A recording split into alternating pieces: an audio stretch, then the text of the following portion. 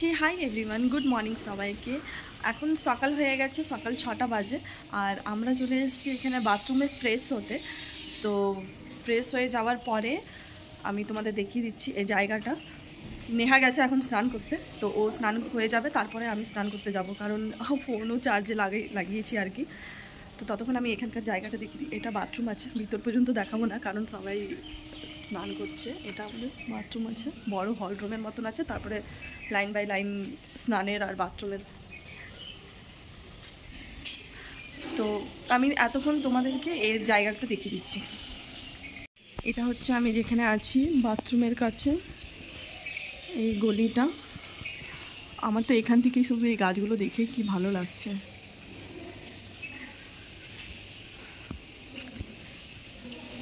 আগের থেকে ব্যান্ডেল চার্চে অনেক চেঞ্জ করেছে। তো আমি নতুন করে সব, এর আগে তো আমি কোনো ভিডিও বা ফটো ছেড়েছি, ভিডিও নেই আমার। তো আমি ভিডিওতে চেষ্টা করবো যেন খুব ভালোভাবে সব ভিডিওতে চলে আসে আর তোমরা যেন দেখতে পাও। নেহা গেছে এখন স্নান করতে, স্নান করে আমরা আসছি ভিডিওতে, আবার তোমাদেরকে সব দেখাবার। আমাদের এখানে স্নান হয়ে গেছে।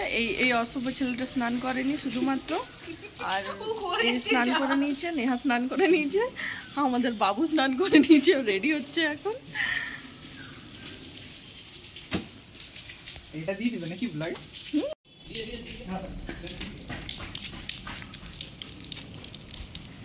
আমি একটু বাইরে যাচ্ছি, ভালো দিনেই তো আমার ভালো ভালো কাজগুলো হয়।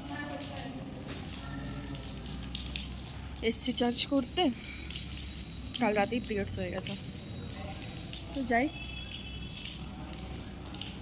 আগের থেকে সত্যি খুব সুন্দর বানিয়েছে। বাইরে থেকে আসার পরে আমরা ঝটপট, আমাদের দেরি হয়ে গেছিলো কারণ 9টা থেকে চার্চ ছিল। তো আমরা সবাইকে নিয়ে আমরা চার্চে, মানে যেখানে চার্চ হবে আর কি, সেখানে চলে যাই। তো এখানে কথা হচ্ছিলো যে ব্যাগগুলো কোথায় রাখবো বলে, দিয়ে ভাইরা ওখানে ব্যাগ রাখতে চলে যায়, তো আমরা চার্চের ভিতরে চলে যাই। আর চার্চে সেরকম ক্যামেরা অ্যালাউ নেই, ওরা রিকোয়েস্ট করলে ওরা বারণ করে না, কিন্তু এমনি ফটো ভিডিও বানাতে দেয় না। তো এখানে একটা ছোট্ট একটা ভিডিও বানানো হয়েছিল, তো ওটা তোমাদের সঙ্গে শেয়ার করলাম। ভিতরে মাতা মরিয়ম যে আছে ওনার মূর্তি রাখা ছিল, তো ওখানে প্রেয়ার হয় আর কি।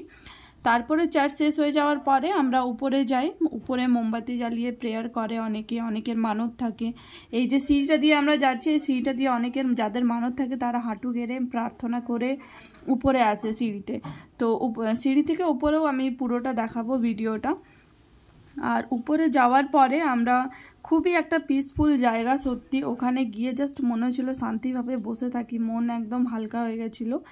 দিয়ে এখান থেকে যখন ভিডিওটা বানাই, আমাকে আগেই বারণ করে কি এখানে ভিডিও আর অ্যালাউ নেই। তো এই উপর থেকে যে ভিডিওটা দেখাচ্ছিলাম এটা পুরোটাই ব্যান্ডেল চার্চের আর কি এরিয়াটা। আর এখানে ভিডিও সত্যি অ্যালাউ ছিল না, তো বুলবুকে দিয়ে আমি একটা ভিডিও করিয়েছিলাম, বললাম একটা ভিডিও বানিয়ে দে।